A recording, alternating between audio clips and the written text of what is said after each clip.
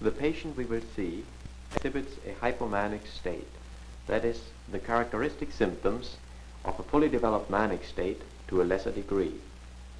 The manic state is characterized by a triad of symptoms, all of which reflect marked general stimulation and exaggeration of otherwise normal modes of behavior. We find 1. Overactivity.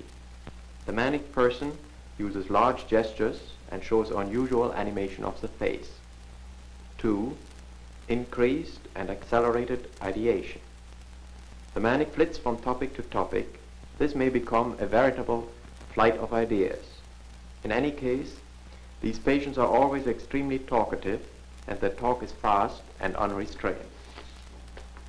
3. Elation. Euphoria is a dominant mood. The manic person is usually elated, smiling, laughing, feels better than he has ever felt in his life, and consequently, he has no insight into the fact that he is sick.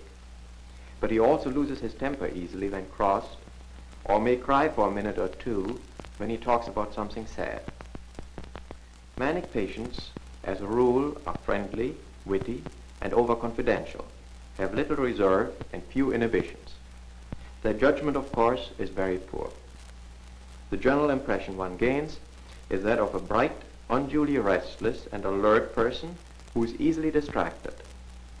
For example, our patient will undoubtedly pay a good deal of attention to the surrounding lights and cameramen. Manic attacks may occur at any age from adolescence on. This patient has had a number of similar attacks and also several depressions during her life. Her voice has become hoarse from continuous talking and singing. Old nurses are supposed they couldn't tell Dr. Reed, Daddy Reed, why I was still Would you there. sit down? There. I've always Sit been down. there, and I am there, and I'm always going to be there. Why were you so angry? Why'd you run on me like this? Is something scandalous. Dr. Mandel said, come over here and see the moving pictures and no moving pictures. I don't care a rip about them. I can go at home. Grand Opera, thank you. I saw Blossom Time. When did you see that? Oh, that's quite a few years ago now. Did you like it? Well, rather. It was sad, of course, the life of Schubert, but it was beautiful. Are you often going to the theater? No, we don't go very often. Since we have the little grandchildren, you know. But my son takes us to hockey nights, the Forum. That's what he likes. Do you So like do hockey? I love hockey nights. Because I always know all the boys. That's the funny part. All the boys on the teams? Well, I mean our own team. Oh, no, just the Alouettes. My husband said, how in the world did you know those boys, Madge? I said, oh, I just know the dentist in St. Lambert. And those are his lovely sons, best players. He said, well, for goodness sakes, I know that dentist, but I didn't know his sons. So you like hockey, and you Oh, like I shows. love it. To see the boys play, yes. I always want our team to win. Well, everybody does. Naturally. You like any other sports? Well, rather. Tennis? Have you played it yourself? Well, not very much. It's my son who's played. We had our own private tennis court when he came home from boarding school first. And this old war started. Oh, wasn't it wicked? Well, we'll forget it, boys. And then you got sick. Sick, nothing. Well, when you had to come to the hospital. I didn't have to come. Well, I did not have to come. You knew. you couldn't sleep. You knew. You couldn't sleep. Nothing of No, that no. kind in the wide world. You were too. I sleep too sound. My husband has to take his common till 6 o'clock in the morning. You know, I have to get up in the bank. Even the Bank of England or Star, whichever you like. So we get up and always have. So he just takes his elbow this way when it's 6. You know, a bank man wakens right on the minute. I don't worry about it, but I know he'll call me. So he just Well, the gives me a doctor- little wee. The doctor found that you were too active. You were doing. What doctor? The doctor who examined you before you came here. Like the devil, I wasn't examined at all. That's another lie. I never You don't think was. you were too active? Why, certainly not. I'm a very quiet person. I never talk. They always No, you call me don't deaf, mean dumb, that. and mute here. They So what? I am. Deaf, dumb, and mute. You ask your wife. I bet she's heard it. With Miss Kern and Miss Flashbaugh, but Who calls you the... Wherever I worked. You know, we were taught never to talk, naturally. But you talk quite a lot now, don't you? Now look here, you're making me talk, that's why I stop it. I mean, that Mandel is the old scallywag. What are you looking at? Oh, at the Look camera? at that boy taking pictures of you. Do you like the boy or the camera? Well, now, Dr. Lehman, stop. I don't feel much like laughing, my dear man. What do you feel When you're like? heartbroken, Why? bleeding heart, it isn't very funny.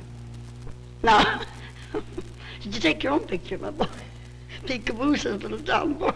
I see you hiding behind the chair. No, he's taking our pictures. You and me. We're not everyone in the world. I'm telling you. If my husband knew this, God help the place. Oh. You know, they've angered that man at last. They what? They've gone so far, those bloody nurses in the other building. Not the four nice ones, but the others. That he's No. angry. Who's Angry. who's My angry? husband. And God help the place. Are you angry too? Yes, I certainly am. You just told me a few minutes ago you are never angry. No, never in my life till now. So it's an awful sin, what they've done over there. Other building. That's the infirmary where dear little Miss Fields says, poor little thing. But you see, it's time I was home. Remember Well? that. Can you sleep all right? Can I sleep all right? Why, doctor, No, you don't sleep very well yet. who told you such a lie as that? The nurse told me. No, she never did, you scamp. What nurse? The night Please. nurse. Never. Why, they can't hardly waken me with 6, what do you call it, flashlights. Well, they're not Yes, trying I to- want to, no, but I'm just for, but at home I get up, of course. I get up on time, but I don't have to rush or hurry. I get up and we get ready. We're home, sweet home. You're ever so humble, there's no place like home. There now. First you have to be well. You have to gain some Well, weight. I'm well, and I'm going to gain at home, do you understand, please? Please forgive me for talking loud. You see what you're doing. Make me disobey my mother even. In what way? By talking loud like that. I had to call help murder police, God knows, for 6 months, or every one of the workers would have been dead. You know what East House is. Surely after that one morning, we never saw you for about 2 or 3 months, you and Miss Mac. I said to the nurses, did they take notice how they've never reappeared?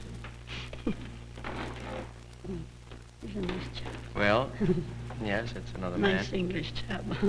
And Yankee, I'll bet, too. Considerable Irish, if you ask me. Don't you like to have your picture taken? No. I had my picture taken on my wedding trip. That's quite enough. By Rice, Montreal. On your wedding trip? It's quite well. Honeymoon. You haven't forgotten your honeymoon, have you? With your beautiful wife. Little boy will remind you one of these days. You take your picture. When did you go on your honeymoon? When I was married. And Not before. How many years ago? But after I was married, thank God. What are you coming at now? You were well at the time. I've always been well, my dear man. Well, you're I've been the strongest daughter of the 3 daughters. feeling now. Perfectly well. But this performance, I don't know what to make of it.